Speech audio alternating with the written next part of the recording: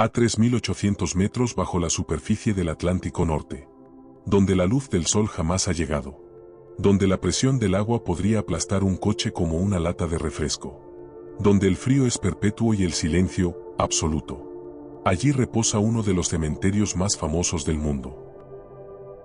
Los restos del RMS Titanic. Pero entre los escombros de ese palacio flotante, entre las calderas oxidadas, los candelabros caídos y las barandillas retorcidas, los exploradores encontraron algo que no debería estar ahí. Algo que, según todas las leyes de la naturaleza y la descomposición marina, no tendría que haber sobrevivido. Un zapato. Un simple zapato de cuero. Pero no es su presencia lo que perturba a los científicos. Es su estado de conservación. Perfecto. Intacto. Como si su dueño acabara de quitárselo. Bienvenidos a un misterio que desafía la lógica del océano profundo. La historia de un objeto silencioso, que guarda el testimonio de una muerte. Para entender la inquietante naturaleza de este hallazgo, primero debemos volver al 14 de abril de 1912. El RMS Titanic era la joya de la ingeniería naval. 269 metros de largo. Más de 46.000 toneladas. Una ciudad flotante con casi 2.200 personas a bordo. Pasajeros de primera clase que cenaban langosta y caviar. Inmigrantes en tercera clase que soñaban con América. Una tripulación de 900 hombres y mujeres. Todos compartiendo el mismo destino. A las 11:40 de la noche, el vigía Frederick Fleet divisó algo en la oscuridad. Iceberg, justo delante. Esas tres palabras sellaron el destino del barco. La colisión fue casi silenciosa. Algunos pasajeros apenas la sintieron. Pero bajo la línea de flotación, el hielo había abierto una herida mortal en el casco de acero.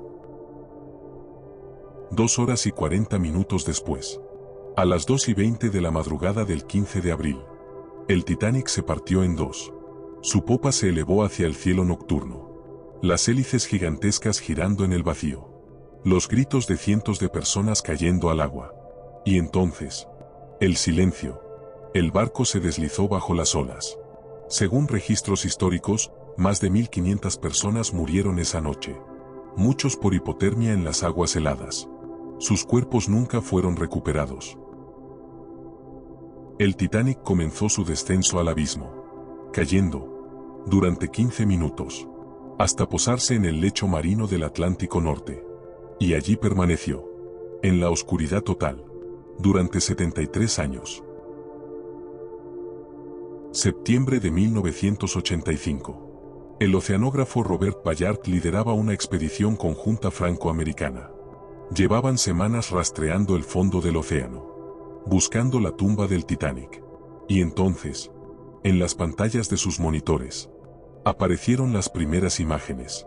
Una caldera, luego otra, y otra más.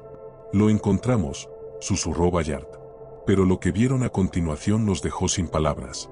El Titanic no estaba intacto. Se había partido en dos secciones, tal como los supervivientes habían descrito. La proa y la popa separadas por casi 600 metros. Y entre ambas, un campo de escombros. 1 kilómetro cuadrado de historia destrozada. Platos, botellas de vino, maletas, joyas, estatuas, telegramas sin entregar. Las pertenencias de 2.200 vidas, esparcidas por el lecho oceánico.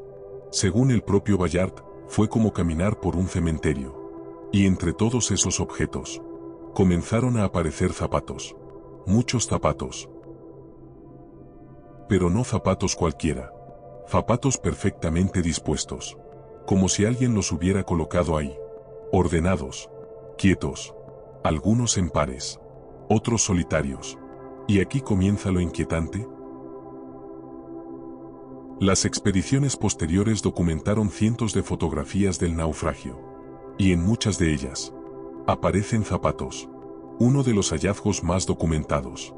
Fue fotografiado por el sumergible tripulado que exploraba el campo de escombros. La imagen es perturbadora en su simplicidad. Un zapato de cuero negro. De estilo eduardiano. Probablemente de mujer, según los expertos en indumentaria histórica. Con tacón bajo y correas. El tipo de calzado que usaban las pasajeras de segunda y tercera clase. Pero lo verdaderamente extraño es que está ahí, solo, perfectamente posado sobre el sedimento, sin su compañero, como si su dueña acabara de quitárselo. La suela está intacta, el cuero increíblemente preservado, los cordones o hebillas aún visibles. Después de más de 70 años en el fondo del océano. Después de décadas expuesto a bacterias que devoran metal. Después de soportar presiones que romperían huesos humanos. El zapato permanece. ¿Cómo es posible? ¿Qué hace que este objeto desafíe todas las reglas de la descomposición marina? Y la pregunta más inquietante de todas. ¿Dónde está la persona que lo llevaba? Para entender lo extraordinario de este hallazgo, necesitamos comprender qué significa estar a 3.800 metros de profundidad. El Titanic descansa en lo que los oceanógrafos llaman la zona avisopelágica. Es un mundo de extremos. A esa profundidad, cada centímetro cuadrado de superficie soporta más de 380 kilogramos de presión. Es como tener 3 elefantes parados sobre una moneda. Esta presión aplastaría a un ser humano instantáneamente. El agua ronda los 2 grados Celsius, justo por encima del punto de congelación. Un frío perpetuo, constante, implacable. Absoluta. La luz solar no penetra más allá de los 1000 metros. Aquí abajo es noche eterna. La única luz proviene de criaturas bioluminiscentes. Fantasmas brillantes en el vacío negro. Mínimo. Apenas suficiente para sostener formas de vida especializadas. En este entorno hostil, los materiales orgánicos se descomponen rápidamente. O más bien, son devorados. Bacterias extremófilas. Criaturas abisales. Gusanos marinos que consumen cualquier rastro de materia orgánica. Según estudios de conservación marina, los cuerpos humanos que cayeron al fondo esa noche fueron completamente consumidos en cuestión de semanas, quizás meses. No quedó ni un hueso, ni un fragmento de tejido, nada, excepto sus zapatos. Los expertos en biología marina explican que el cuero, especialmente el cuero curtido con taninos vegetales del siglo XIX y principios del XX, tiene propiedades únicas. El proceso de curtido crea una matriz proteica extremadamente resistente. Los taninos actúan como agentes antimicrobianos naturales. Esto hace que el cuero sea menos apetecible para las bacterias. Además, el cuero puede experimentar un proceso llamado saponificación, donde las grasas se convierten en una sustancia cerosa y jabonosa, que actúa como conservante natural.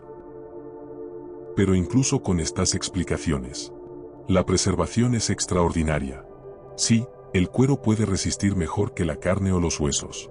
Pero después de más de un siglo, expuesto a las corrientes submarinas, al limo y sedimento, a la actividad microbiana constante, ¿cómo mantiene su forma?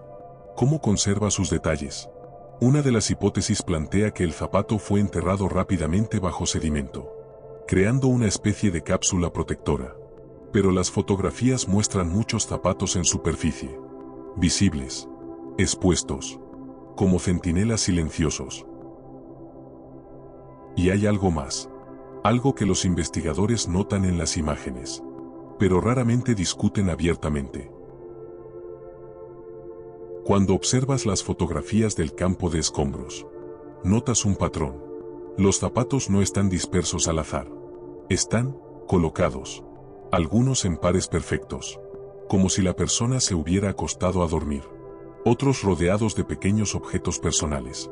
Un broche, un peine, una taza, círculos silenciosos de pertenencias. Los arqueólogos subacuáticos reconocen estos patrones. Son tumbas. No hay cuerpos, no hay huesos, pero la disposición de los objetos marca donde alguien murió, donde alguien cayó al fondo del océano y quedó ahí, hasta que su cuerpo fue consumido por el mar, dejando solo sus zapatos. En el sitio del Titanic hay cientos de estas marcas, cientos de zapatos. Cada par representa una vida, una persona que subió a bordo con sueños y esperanzas, alguien que besó a su familia, que hizo planes para el futuro. y que nunca llegó a su destino. Según las estimaciones de los conservadores del sitio, cada zapato es un memorial, una lápida silenciosa, la única prueba física de que esa persona existió y murió allí. ¿Te has preguntado alguna vez por qué los zapatos permanecen juntos? ¿Por qué no se los llevó la corriente? El océano es violento incluso a gran profundidad. Las corrientes mueven objetos, los dispersan, pero los zapatos permanecen, como si algo los mantuviera en su lugar. El zapato más famoso fotografiado, ese calzado de mujer con tacón bajo, ha generado debates entre historiadores, según los registros de pasajeros y el análisis del estilo del calzado. Podría haber pertenecido a alguien de segunda o tercera clase. Las mujeres de primera clase usaban zapatos más elaborados, satén, bordados, hebillas de plata. Este es más práctico, funcional, el zapato de alguien que trabajaba, de alguien que caminaba largas distancias. Quizás era una inmigrante irlandesa, viajando a América con su familia, con todo su dinero ahorrado durante años, invertido en un pasaje de tercera clase, o tal vez una institutriz británica, contratada por una familia americana, cruzando el océano para comenzar una nueva vida, o una camarera del propio barco, una de las mujeres invisibles que servían comidas, que limpiaban camarotes, y que murieron cuando el agua inundó los niveles inferiores. Nunca lo sabremos. Los zapatos no tienen nombres grabados. No hay forma de conectarlos definitivamente con una víctima específica. Pero podemos imaginar el momento en que esa mujer, quien quiera que fuera, sintió el impacto contra el iceberg. Tal vez estaba dormida. Tal vez estaba encubierta, mirando las estrellas. Tal vez estaba en la sala común, charlando con otros pasajeros. Y cuando el barco comenzó a hundirse, cuando el agua helada entró, cuando todo se volvió caos y oscuridad, ¿qué sintió? ¿Luchó por sobrevivir? ¿O se dejó llevar por el frío?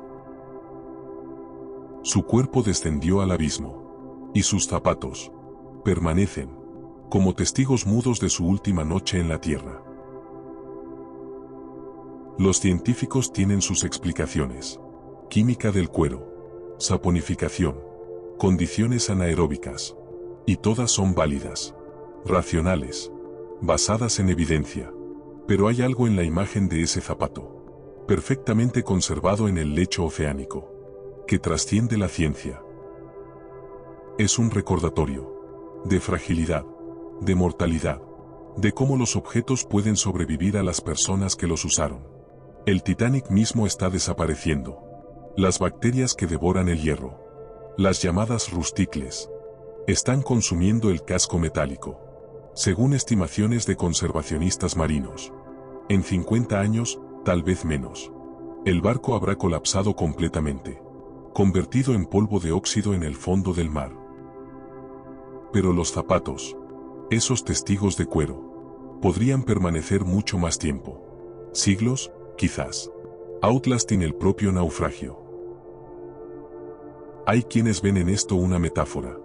Los grandes barcos se hunden. Los imperios caen. Las civilizaciones se desmoronan. Pero las historias personales, los pequeños objetos de vidas individuales, perduran. Otros encuentran en el zapato algo más inquietante. Un recordatorio de que el océano nunca olvida. De que los muertos del Titanic nunca se fueron realmente. Sus zapatos siguen ahí, esperando, en la oscuridad. Esa noche de abril de 1912, 1517 personas murieron en las aguas heladas del Atlántico. Sus nombres están en monumentos, sus historias en libros de historia. Pero en el fondo del océano, a 3.800 metros de profundidad, en la oscuridad eterna, sus zapatos cuentan una historia diferente. Una historia sin palabras, de vidas interrumpidas, de viajes que nunca terminaron, de pasos que nunca se dieron. Los científicos pueden explicar la química, los historiadores pueden documentar los hechos, pero ninguno puede responder. ¿Cómo se siente estar allí? En ese cementerio silencioso, rodeado de zapatos vacíos, cada uno marcando un lugar, donde alguien dejó de existir.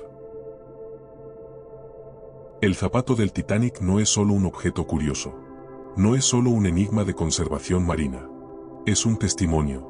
Un recordatorio de que bajo la superficie del océano, bajo el olvido del tiempo, permanecen huellas. Literalmente, huellas de aquellos que se fueron.